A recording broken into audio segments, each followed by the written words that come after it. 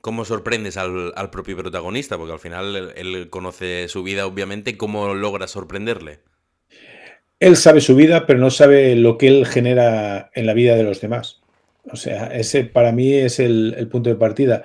A él se le ocurre colocarse la camiseta de Dani Jarque, pero para nosotros era más interesante en ese momento quién le había hecho la camiseta de Dani Jarque. ¿Por qué? ¿Dónde encuentra la camiseta de Dani Jarque? El proceso de... Él piensa, imagínate la escena, 1 hora y media antes de la final de un mundial, el Sí, partido más importante que puede jugar cualquier deportista, perdón, deportista no, cualquier futbolista, sí. eh, y 1 hora y media antes piensa en esto y se lo dice a Hugo, uno de los fisioterapeutas de la selección, y él se va a calentar con toda normalidad. A nosotros nos interesaba más el proceso de qué pasa por la cabeza de Hugo, qué piensa Hugo, cómo se organiza para... En teoría piensas que es muy fácil. Bueno, fírmame esta camiseta, encuentra la camiseta, encuentra el rotulador, que los tenían guardados por si España era campeona del mundo y había un utillero que decía que no se los dejaba. Entonces es un proceso que dura 20 minutos, que es el calentamiento, porque él cuando vuelve ya tiene que tener la camiseta y una camiseta que nadie ve. Esa camiseta no la ve nadie en el vestuario, porque el Que se la pone como vestuario a escondidas. sí, porque nosotros hablamos con prácticamente, hablamos con Ramos, con Piqué, con Puyol, bueno, con todos, con Xavi, con el Guaje, con Villa, con Fernando Torres, y nadie le ve ponerse la camiseta. Es evidente que se la pone a escondidas, ¿Pero él se es la consciente pone. de que se la puso a escondidas o fue prácticamente involuntario el pensar que Yo era? creo que, yo creo que él no busca un lugar específico, o al menos así nos dijo, pero que él hace para que de repente tú te puedes poner una camiseta rápidamente sin que nadie se dé Sí, cuenta. claro. Estamos hablando, él tenía la camiseta azul, que España jugó de azul Sí. aquella final, tenía la camiseta por debajo, entonces tú te puedes girar hacia una pared en un momento en el vestuario y te la colocas y nadie se da cuenta.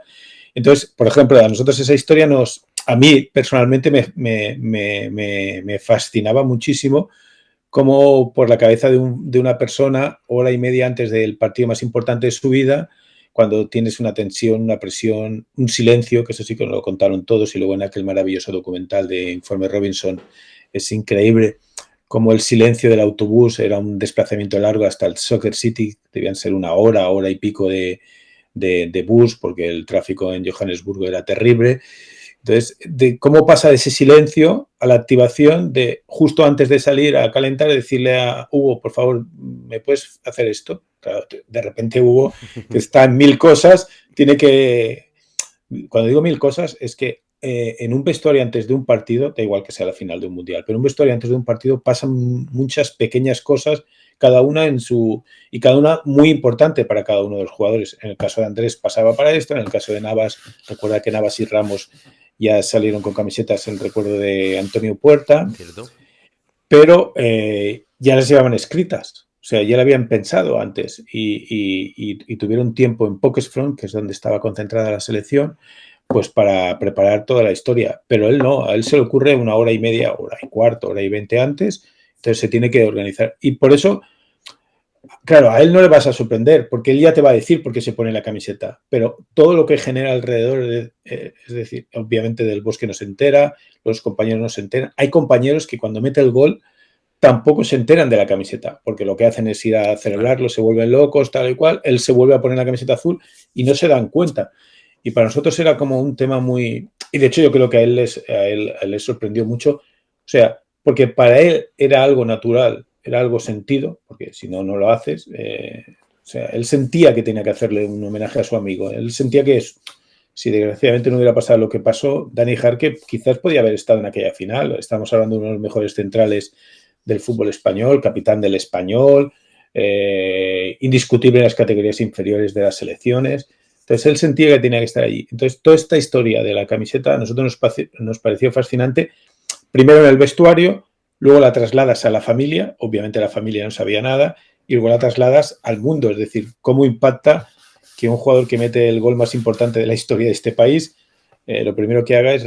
Y además incluso si recuerdas cómo sale, la camiseta sale como fluida, o sea, porque lo más normal es que vas Sí, es verdad corriendo, eso, ¿eh? sí, sí, vas corriendo, te puedes enredar un poco, pero la camiseta sale como Es si un momento de estuviera... película. Sí, sí, sale como si estuviera transportada por una grúa invisible, saca la camiseta de manera como muy plástica, ¿sabes? Y entonces todo eso, pues, yo en este sentido me volví bastante loco con todo esto y Ramón afortunadamente me daba cordura, nos daba equilibrio, nos daba una mirada panorámica para poder contar las cosas